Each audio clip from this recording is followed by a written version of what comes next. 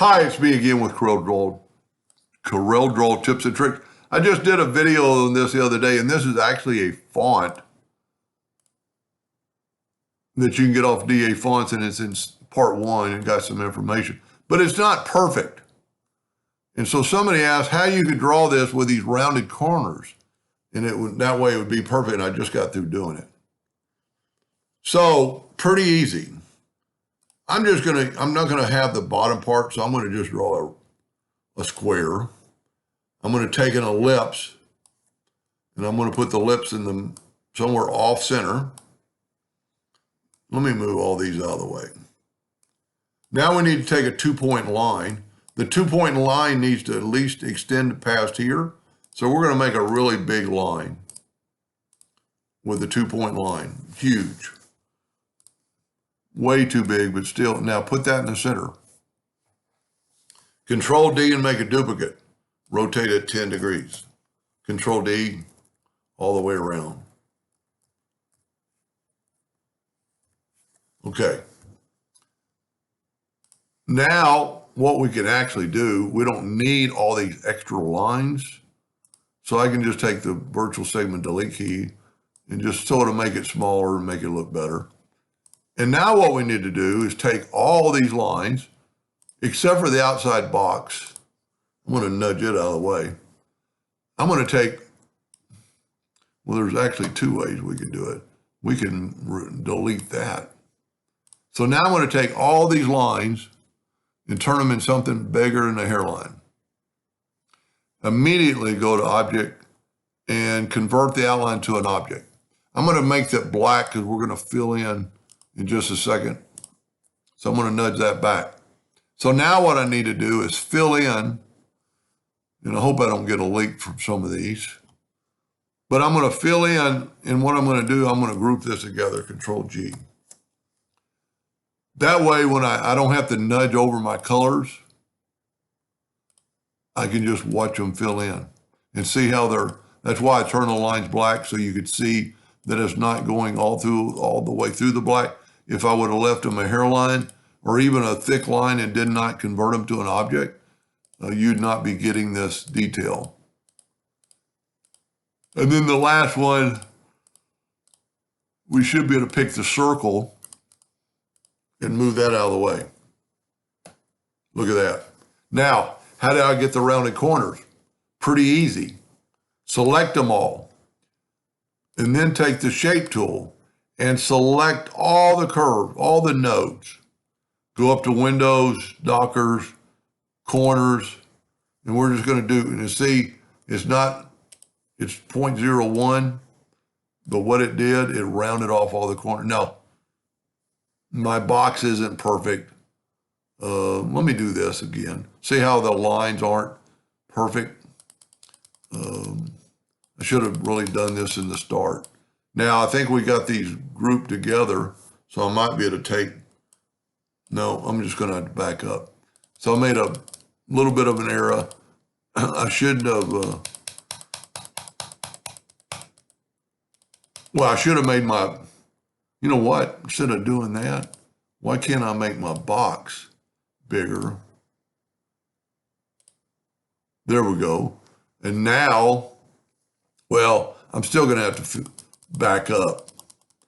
So I should have made the whole box bigger or thicker so it would do that. Yeah, see, that goes past the lines.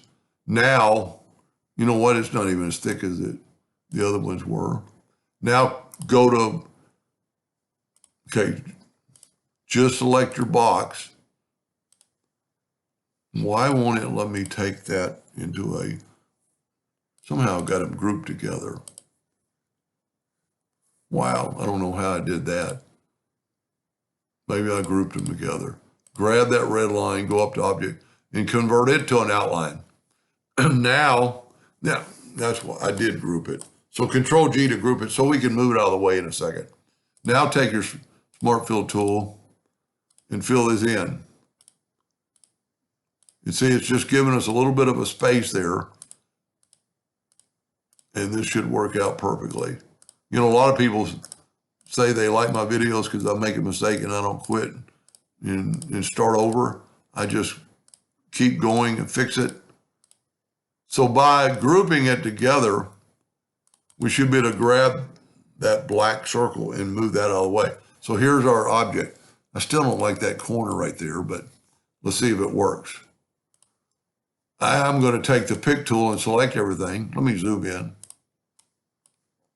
Take the pick tool and select everything, and then take the shape tool and select all the nodes. And then we're going to hit apply. See, it's not doing that corner up there, right there equally. So you know what? I wonder if we could do it individually. You know what? It's got two nodes. That's the problem. Let's take away one node just by hitting delete. Then we could actually take that corner and just round it off. There we go. Now, there might be another corner like that. No, it looks pretty good. Now what we're going to do is take the shape or the shift tool and hit the rectangle tool and put a rectangle around it. Keep holding down the shift key and make the box a little bit bigger.